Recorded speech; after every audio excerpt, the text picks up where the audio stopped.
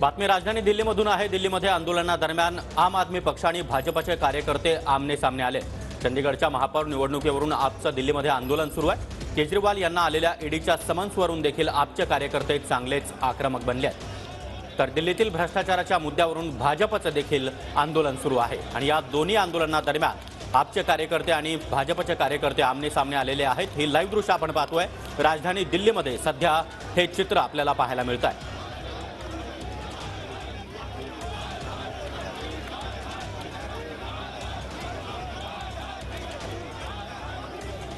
आणि या संदर्भात अधिक माहिती देण्यासाठी आमचे प्रतिनिधी संदीप राजगुळकर सध्या आपल्या सोबत आहेत। संदीप, राजधानी दिल्लीमध्ये आप आणि भाजपचे कार्यकर्ते आक्रमक झालेले पाहायला मिळतात आणि सध्याचं हे चित्र, हे दोन्ही बाजूचे कार्यकर्ते आमने सामने आले।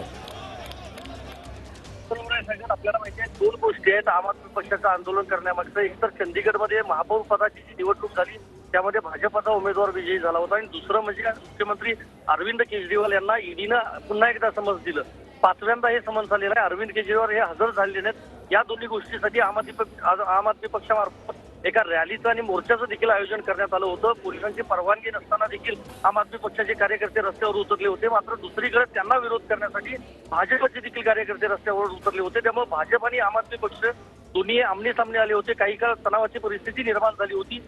त्याचबरोबर आम आदमी पक्षाच्या कार्यकर्त्यांनी भाजपच्या ऑफिसकडे जाण्याचा देखील प्रयत्न केला। ज्या ठिकाणी भाजपचं मुख्यालय आहे त्या ठिकाणी मात्र पोलिसांनी त्यांना रोखलं। अनेक कार्यकर्त्यांना दिल्ली पोलिसांनी ताब्यात घेतलेला आहे। त्यांच्यावर कारवाई जी आहे त्याची जी प्रक्रिया आहे ती देखील सुरू केली आहे। पण महत्वाचं हे आहे की भाजपने देखील आरोप केला आम आदमी पक्षावर। भ्रष्टाचाराला पाठीशी घालतोय पक्ष आणि केजरीवाल यांनी समोर आम आदमी पक्षाचा आणि केजरीवाल। नक्कीच संदीप, आपला आवाज पोहोचत नाहीये, मात्र ही दृश्य आपण पाहतो आहोत। दोन्ही बाजूचे कार्यकर्ते चांगलेच आक्रमक बनलेले आहेत आणि पोलिसांकडून आता या कार्यकर्त्यांची धरपकड केली जाते। धन्यवाद या सविस्तर माहितीसाठी।